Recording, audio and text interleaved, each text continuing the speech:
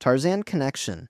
The theory that Tarzan is Anna and Elsa's brother. This sounded completely ridiculous when fans first proposed it. The movies are set in different time periods, on different continents, with completely different animation styles and tones. Frozen is a magical Scandinavian fairy tale, while Tarzan is a jungle adventure story. Yet in 2013, Frozen co-director Chris Buck confirmed to MTV News that he personally believes the connection is real. Buck explained that in his headcanon, the King and Queen of Arendelle didn't die in the storm. They survived, washed ashore in Africa, built the treehouse seen in Tarzan, had a baby boy, and were killed by Cyber the leopard. That baby became Tarzan. Buck even suggested the wrecked ship Tarzan and Jane explore is the same vessel from Frozen. The timeline actually works. Frozen takes place around 1840, and Tarzan is set in the late 1800s, giving roughly 60 years for everything to align. The theory seemed insane, because it required the parents to survive a catastrophic storm, drift across an ocean, survive in a hostile jungle long enough to build shelter and have a child, then get killed by a leopard. What are the odds?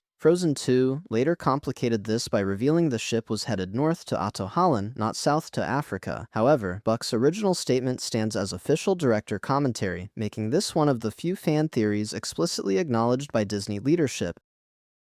Elsa and Rapunzel.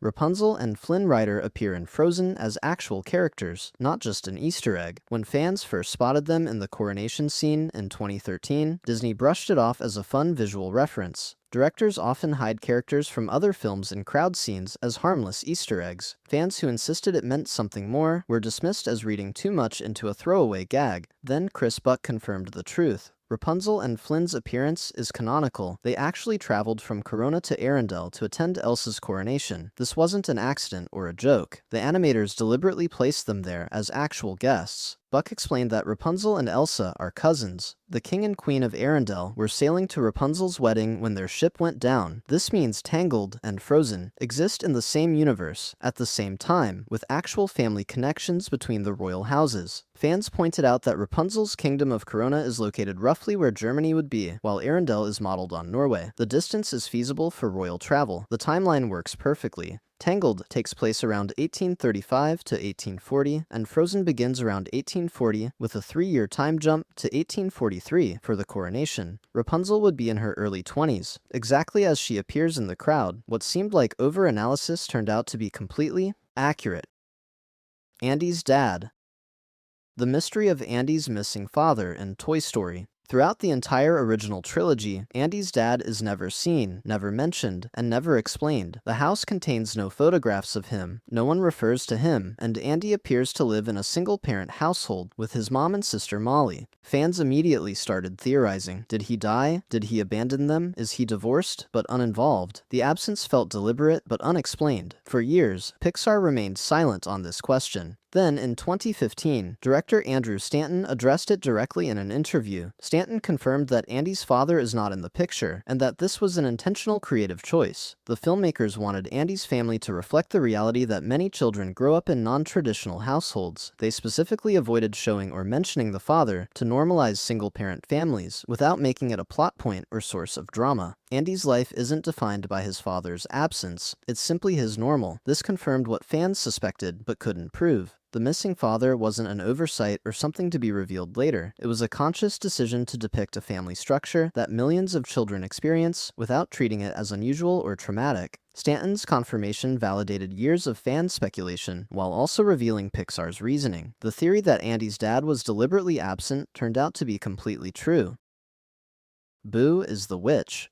Boo from Monsters, Inc. grows up to become the witch in Brave. This theory seemed absurdly complex when it first appeared online. It requires time travel, interdimensional magic, centuries-spanning immortality, and a connection between two Pixar films set in completely different universes and time periods. Fans who proposed it were accused of overthinking Easter eggs. The evidence seemed circumstantial at best. In the witch's cottage in Brave, there's a wood carving of Sully on the mantle. Fans argued this proved the witch was Boo, who spent her life trying to find Sully again by mastering magic and traveling through time. The witch's ability to appear and disappear through wooden doors mirrors the door travel technology in Monsters, Inc. The witch even says wood in an unusual way, as if the material is significant to her. Critics called this cherry-picking minor details. Then the Pixar theory gained mainstream attention. In 2013, John Negroni published his comprehensive Pixar theory, connecting all Pixar films into one timeline. The Boo Witch connection became a central piece of this theory. Pixar employees were asked about it repeatedly. While Pixar has never officially confirmed it, multiple animators and artists have acknowledged being aware of the theory and finding it compelling. Lee Unkrich, director of Monsters, Inc., stated in interviews that he enjoys the theory and finds the evidence interesting. The wood carvings in Brave were confirmed to be intentional inclusions by the animation team. What started as wild speculation became one of the most discussed Pixar theories, with enough official acknowledgement to give it credibility.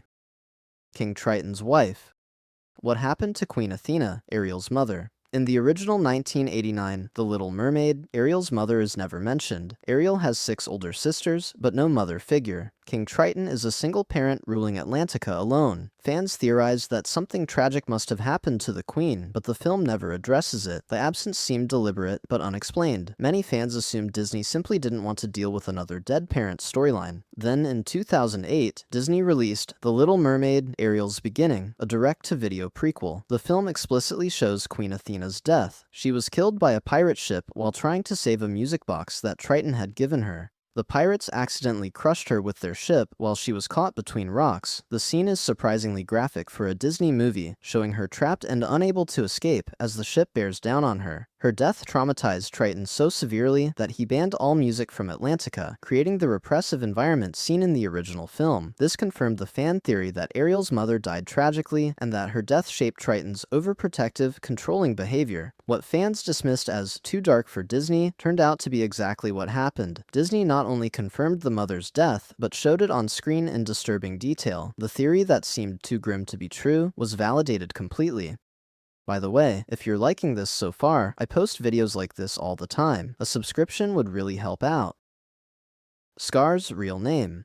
Scar's name isn't actually Scar. In The Lion King, the villain is only ever called Scar. No one uses any other name for him. Mufasa calls him Scar. Simba calls him Uncle Scar. Even Scar refers to himself as Scar. Fans theorized that Scar must be a nickname, probably earned from the scar over his eye, and that he had a real name before that injury. This seemed like obvious logic, but Disney never addressed it in the film. Critics argued fans were overthinking a simple villain name. Why would Disney bother giving him a hidden real name that never appears in the movie? Then, in 1994, the same year the film released, Disney published The Lion King: 6 New Adventures, a series of tie-in books. One book, A Tale of Two Brothers, revealed Scar's original name was Taka, which means dirt or garbage in Swahili. The book explains that Taka was jealous and bitter even before getting his scar. He got the scar from provoking a water buffalo, and afterward insisted everyone call him Scar as a constant reminder of his pain. This confirmed the fan theory completely. Scar was indeed a nickname, and he had a real name that reflected his character. The information appeared in supplementary material rather than the film, but it's official Disney canon. What seemed like needless speculation turned out to be true.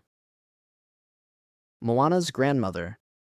Tala, Moana's grandmother, becomes the manta ray. In Moana, Grandma Tala is established as having a deep spiritual connection to the ocean and the manta rays that swim near the island. She has a manta ray tattooed on her back and often swims with them. When she dies peacefully after encouraging Moana to leave the island, a glowing manta ray appears and guides Moana on her journey. The ray appears at crucial moments throughout the film, always helping Moana when she needs guidance. Fans immediately theorized that the ray was Tala's spirit, reincarnated or transformed into the animal she loved. This seemed too overtly spiritual for Disney. Disney films rarely deal with reincarnation or souls inhabiting animal bodies. That's heavy religious territory most studios avoid. Critics argued the ray was symbolic, not literal. Then directors Ron Clements and John Musker confirmed the truth in a 2016 interview. Tala's spirit does inhabit the manta ray. This is literal reincarnation, not metaphor. The filmmakers drew from Polynesian spiritual beliefs about ancestral spirits taking animal forms to guide and protect their descendants. Tala promised she would always be with Moana, and she kept that promise by becoming the ray. The film's animators gave the ray the same movement patterns and personality as Tala, making the connection intentional and explicit. What fans worried was wishful interpretation turned out to be exactly what the directors intended. Kristoff's parents. Kristoff was kidnapped by trolls as a child. In Frozen, Kristoff is introduced as an ice harvester who was raised by trolls. He calls them his family, and they clearly love him. The film presents this as quirky and wholesome. Kristoff found a loving family with magical creatures, and everyone treats it as perfectly normal, but fans immediately notice the dark implications. Kristoff appears to be in his early 20s in Frozen. In the opening flashback, he's approximately 8 years old, harvesting ice with adult workers. Where are his parents? Why is a child working a dangerous manual labor job in freezing conditions? After Anna is injured, the trolls heal her, and Kristoff stays with them. He never goes home. He just lives with the trolls from that point forward. The film never explains this. Fans theorized that the trolls essentially kidnapped Kristoff, keeping him isolated from human society throughout his formative years. This seemed too sinister for Disney to intentionally include. Then, Frozen 2 and supplementary materials addressed Kristoff's backstory more directly. While never explicitly using the word kidnapped, the materials confirm Kristoff had human parents who either abandoned him or died, leaving him working as a child laborer. The trolls took him in, but they also isolated him completely from human contact for over a decade. Grandpappy's line in Frozen about the heart being very strong, but not so the head, applies to Kristoff too. The trolls loved him, but raised him alone in the mountains with no education, no socialization, and no choice. The theory that Kristoff's situation was darker than presented turned out to be accurate. Nemo doesn't exist.